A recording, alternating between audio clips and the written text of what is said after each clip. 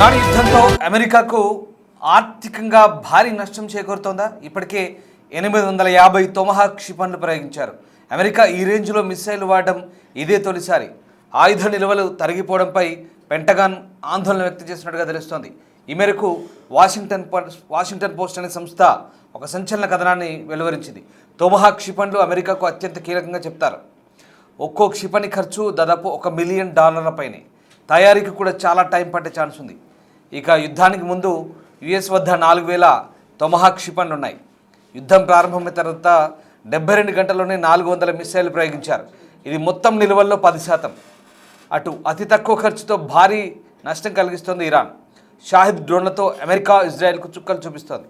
వీటిని కూల్చేందుకు ఖరీదైన క్షిపణుల్ని 2 దేశాలు ప్రయోగిస్తున్నాయి. దీంతో అమెరికాకు ప్రస్తుతం ఆయుధ నిల్వలకు సంబంధించి ఇప్పటికే భారీగా ఆందోళన వ్యక్తమవుతుందంటూ పెంటగాన్ వర్గాల నుంచి వస్తున్నటువంటి లీకుల ఆధారంగా కొన్ని అంతర్జాతీయ వార్తా సంస్థలు కథనాలు ప్రచురిస్తున్న వేళ ఇప్పుడు భారీగా ఆర్థిక భారం కూడా అవుతున్నట్టుగా తెలుస్తోంది. ఈ నేపథ్యంలోనే ప్రస్తుతం ఈ వ్యవహారంపై ఆసక్తికర చర్చ కొనసాగుతుంది. ఇరాన్ యుద్ధంలో అమెరికా ఇప్పటివరకు 850 తొమహాక్ క్షిపణులు ఉపయోగించిందని, వాటి వినియోగ రేటు కొంతమంది పెంటగాన్ అధికారులను ఆందోళనకు గురి చేస్తుందంటూ ఒక నివేదిక చెప్తోంది. సో ఇక్కడ ఇరాన్ యుద్ధం జరిగిన 4 వారాల్లో అమెరికా ఈ 850కి పైగా ఈ తొమహాక్ రకం క్షిపణులను ప్రయోగించింది. ఈ క్షిపణుల వినియోగ వేగంపై కూడా ఒక రకమైనటువంటి ఆందోళన కొందరిలో అక్కడి రక్షణ అధికారులు ఉందని తెలుస్తోంది. ఎందుకంటే వార్షిక ఉత్పత్తి మందగించడంతో ఈ ఖచ్చితమైన ఆయుధ నిల్వలు తరిగిపోతున్నాయి. అంటే సంవత్సరానికి ఇంత తయారు చేస్తారు అంటూ కొన్ని నివేదికలు ఉంటాయి. సో ఇప్పుడు ఆ తయారైన వాటిల్లో చాలా వరకు ఇప్పటికే కొంత పర్సంటేజ్ వాడారు. సో ఇప్పటికీ నిల్వలు తరిగిపోతున్నాయి. మరి అమెరికా ముందున్న ప్రత్యామ్నాయం ఏంటి? ఇరాన్తో యుద్ధం ప్రారంభమైన మొదటి 4 వారాల్లోనే దాదాపు 850 పైగా ఈ తొమహాక్ అనే క్రూయిజ్ క్షిపణులను ప్రయోగించింది. ఈ ఖచ్చితత్వపు ఆయుధాల సరఫరాపై పెంటగాన్లో ఆందోళనలు పెరుగుతున్నట్టుగా వాషింగ్టన్ పోస్ట్ అనే ఒక నివేదిక చెప్తోంది. ఫిబ్రవరి 28న ప్రారంభమైన ఆపరేషన్ ఎపిక్ ఫ్యూరీ మొదలైన కొద్ది రోజులకే అమెరికా నౌకాదళానికి చెందిన డిస్ట్రాయర్లు, జలాంతర్గంలు ఇరాన్ లక్ష్యాలపై వందలాది క్షిపణులను ప్రయోగించాయి. మార్చి నెలాఖరు నాటికి సంఖ్య 850 దాటిందని ఇటీవల అమెరికా సైనిక చరిత్రలో ఈ సుదూర క్రూయిజ్ క్షిపణులను అత్యంత తీవ్రంగా ఉపయోగించిన సందర్భాల్లో ఇది కూడా ఒకటంటూ ఆ నివేదిక చెప్తోంది. మరి ఒకసారి ఆ తొమహాక్ క్షిపణుల గురించి తెలుసుకునే ముందు ఒకసారి మీకు ఇంకొక ఇంట్రెస్టింగ్ పాయింట్ కూడా చెప్తాను. వాస్తవానికి ఆ రోజు ఫిబ్రవరి 28న ఈ తొమహాక్ క్షిపణులను ఉపయోగించే అయతుల్లా అలీ ఖమైనీ కంపౌండ్ని బద్దలు కొట్టారు. అందులో సుప్రీం లీడర్తో పాటు మరొక 48 మంది మట్టుబెట్టబడ్డారు, ఎలిమినేట్ అయ్యారు. ఆ రోజు వాడినవి ఈ తొమహాక్ క్షిపణులు. అత్యంత శక్తివంతమైన ఖచ్చితత్వంతో కూడిన శత్రు టార్గెట్లను, రాడార్లను తప్పించుకొని విధ్వంసం చేయగల సుదూర క్రూయిజ్ క్షిపణులు. చాలా పకడ్బందీ లక్ష్యాలను ఛేదించే రకంగా చెప్తారు ఇవి తొమహాక్ క్షిపణులు అంటారు. ఇవి ఆ రోజు సుప్రీం లీడర్ను ఎలిమినేట్ చేయడంలో కీలక పాత్ర వహించాయి. ఆ దాడులకు సంబంధించి దృశ్యాలు ఒకసారి చూద్దాం. తొమహాక్ క్షిపణుల పనితీరేంటి, అవి ఇప్పటి వరకు అమెరికా దగ్గర ఎన్ని ఉన్నాయి, ఎన్ని వాడారు, ఎందుకు ఇంత ఆందోళన, చర్చిద్దాం.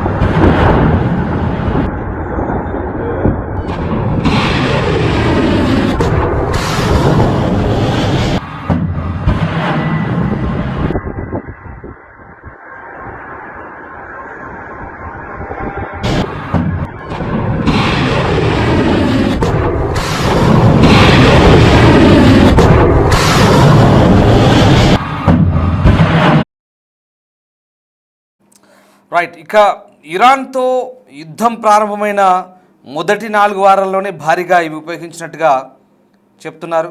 సో రకంగా అమెరికా ఖచ్చితమైన ఆయుధాలను ధ్వంసం చేస్తున్న తీరు కొంతమంది పెంటగాన్ అధికారులకు ఆందోళన గురి చేస్తుంది.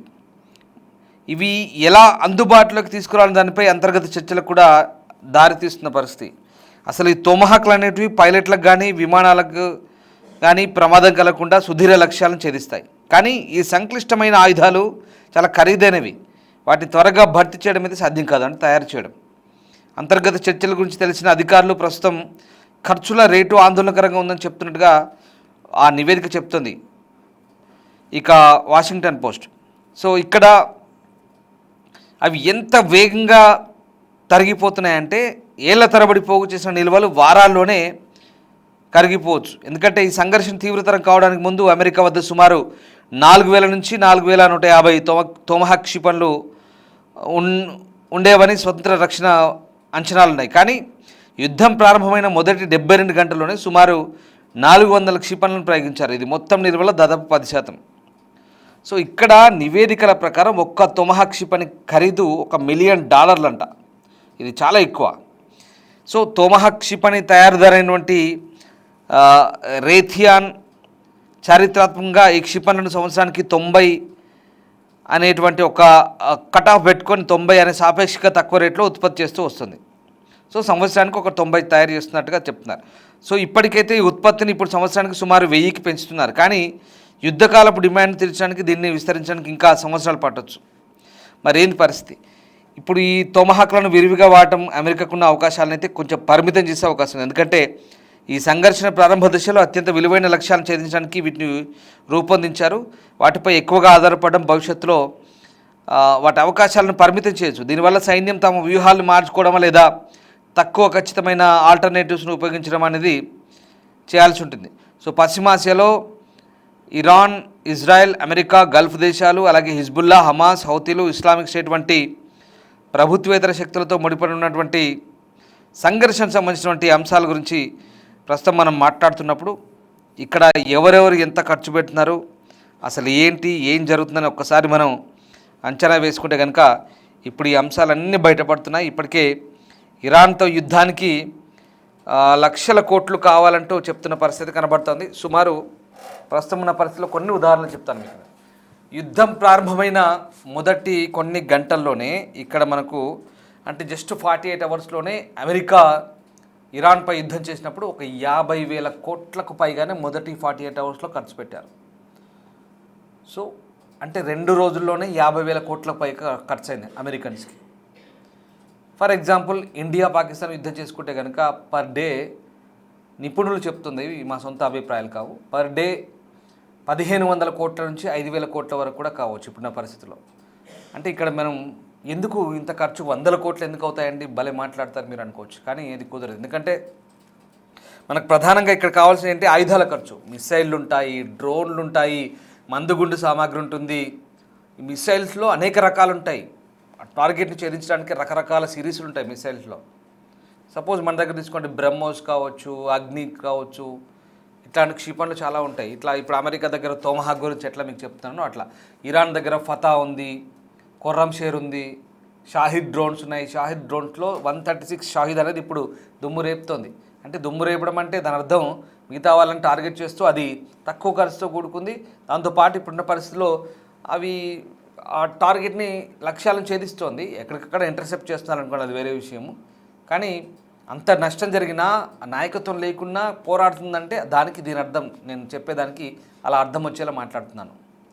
సరే, ఇప్పుడు ఇది ఇక్కడ ఆయుధ నిల్వలు కావాలి, మందుగుండు సామాగ్రి కావాలి, ఆర్టిలరీ, ఇవంతా కూడా విపరీతమైన ఖర్చు ఉంటుంది. దాంతోపాటు ఈ యుద్ధాలు జరిగితే ఏమవుతుంది, ఆర్థిక మాంద్యం, స్టాక్ మార్కెట్లు పడిపోతాయి, ధరలు పెరుగుతాయి, ద్రవ్యోల్బణం పెరుగుతుంది, రకరకాల ఖర్చు. ఇప్పుడు వెస్ట్ ఏషియా వార్ అనుకోండి, మనకు ముఖ్యంగా హర్మూజ్ను అప్పుడు ఎప్పుడైతే ఇరాన్ బ్లాక్ చేసిందో దాని నుంచి చమురు ధరలు, ఇవన్నీ మీకు తెలిసింది, కొత్తగా చెప్పడానికి ఏం లేదు. గ్యాస్ ప్రాబ్లము, చమురు ప్రాబ్లము, ధరలు పెరుగుతున్నాయి. మనకు అక్కడ నుంచి రావాల్సిన కొన్ని పప్పు దినుసులే కావచ్చు, మనం చేసే ఎక్స్పోర్ట్స్ ఇవన్నీ కూడా చాలా ప్రాబ్లం అవుతుంది. ఈ జల రవాణా మార్గం ఇబ్బంది అవుతుంది. కాబట్టి ఇక్కడ ద్రవ్యోల్బణం పెరగవచ్చు. ఇప్పటికే చాలా దేశాలు, దక్షిణాసియా దేశాలు ఇబ్బంది పడుతున్నాయి, పశ్చిమ దేశాలు కూడా ఇబ్బంది పడుతున్నాయి. ఇదొక అంశం అయితే, తర్వాత ఇప్పుడు ప్రభుత్వానికి మరి దీనికి పెట్టకుండా ఏం చేయొచ్చు? విద్యకు పెట్టొచ్చు, వైద్యకు పెట్టొచ్చు, రకరకాల ఖర్చులకు వాడచ్చు యుద్ధాన్ని పెట్టకుండా. కానీ బడ్జెట్ అంతా రక్షణ రంగాన్ని పెడుతున్నారు, 1000 కోట్లు. ఇగో ఇది పరిస్థితి.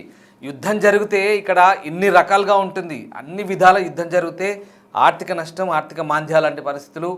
లేదా మళ్ళీ ఇంకోటి గుర్తుపెట్టుకొని, యుద్ధం సరే చేస్తున్నారు పగ తీర్చుకోవడానికో, లేదా వాళ్ళ ప్రతీకారాలకో, లేదా వాళ్ళకు ఉన్నటువంటి లక్ష్యాలు నెరవేర్చుకోవడానికో, ఏదైనా మంచి ఉద్దేశమో చెడు ఉద్దేశమో యుద్ధాలు అయితే చేస్తారు. చేసుకున్న తర్వాత ఒక ఉదాహరణ చెప్తాను మీకు. 2023-24 మధ్యలో ఇజ్రాయెల్ గాజా యుద్ధమైనప్పుడు మధ్యలో లెబనాన్లో హెజ్బుల్లా ఉండే కదా, హెజ్బుల్లాపై దాడి చేసినప్పుడు హెజ్బుల్లా పునర్నిర్మాణానికి, హెజ్బుల్లాని మళ్ళీ లెబనాన్ పునర్నిర్మాణానికి, ఆ లెబనాన్ దేశాన్ని మళ్ళీ నిర్మించాలంటే దాదాపుగా 90,000 కోట్లు ఖర్చు అవుతుందని చెప్పారు. ఎక్కడి నుంచి చేస్తారు ఇంత డబ్బు? ఎన్ని డాలర్లు, ఎన్ని బిలియన్ డాలర్లు ఇస్తే కావాలి ఇదంతా? అది ఇంకా అది అట్లాగే ఉంది. మళ్ళీ ఇప్పుడు ఇక్కడ లెబనాన్, హెజ్బుల్లాను మట్టుబెట్టే పరిస్థితుల్లో ఇప్పుడు దక్షిణ లెబనాన్ అంతా కూడా సర్వనాశనం అవుతుంది ఒక రకంగా.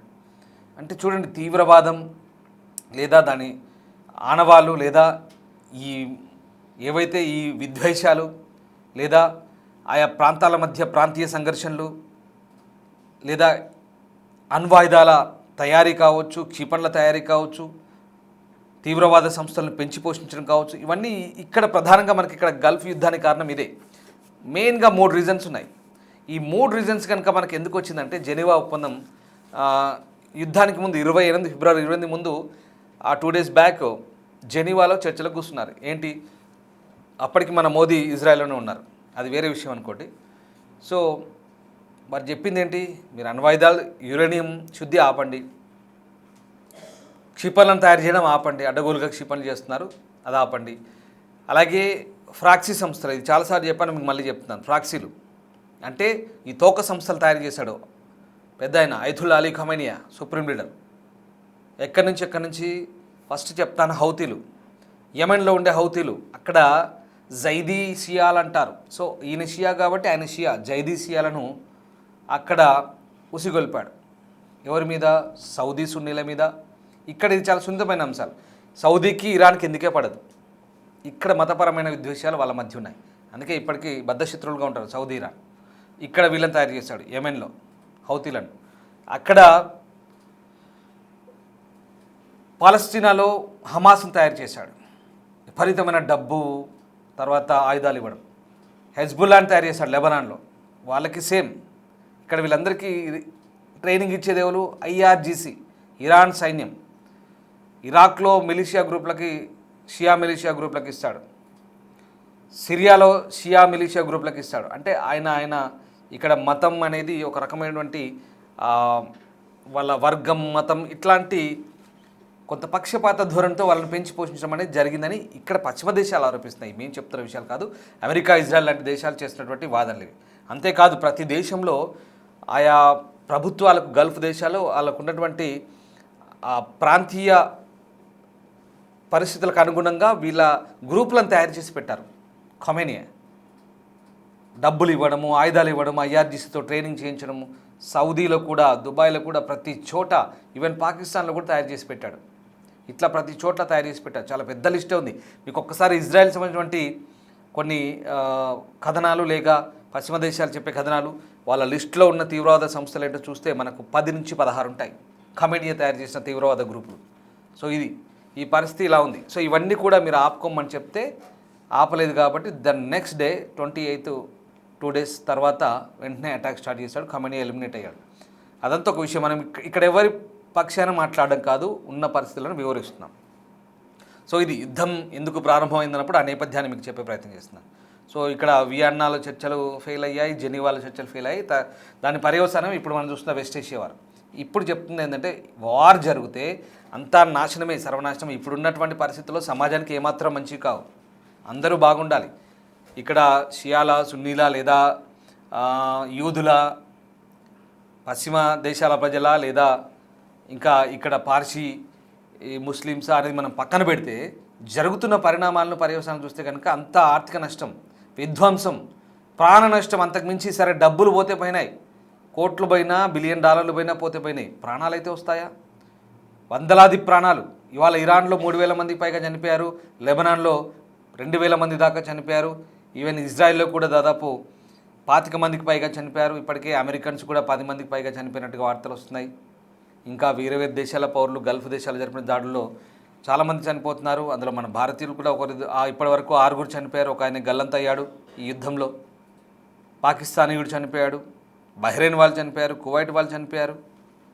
చాలా ఉన్నాయి. ఇట్లా యుద్ధంలో ప్రాణ నష్టం, ఆస్తి నష్టం, ఆర్థిక మాంద్యం, ధరల పెరుగుదల, ద్రవ్యోల్బణం, ఒకటి కాదు రెండు కాదు. యుద్ధం అంటేనే విధ్వంసం. యుద్ధం అంటేనే ఇప్పుడున్నటువంటి పరిస్థితుల్లో వాణిజ్య పతనం. ఇదొక రకంగా సరఫరా గొలుసులో అంతరాయం. అన్ని రకాలుగా యుద్ధం అనేది ప్రస్తుతం ఉన్నటువంటి ఆస్తుల విధ్వంసం. ఇక ఇదంతా పునర్నిర్మాణానికి వందల లక్షల కోట్లు కావాలి. సమకాలీన పరిస్థితుల్లో యుద్ధం అంటే విధ్వంసం, యుద్ధం అంటే ఎందుకో అక్కడికి రాని ఒక అనవసర రాద్ధాంతం. సో యుద్ధం వద్దు, శాంతి ముద్దు. మీరేమనుకుంటున్నారు ఒక్కసారి దయచేసి కామెంట్ చేయండి.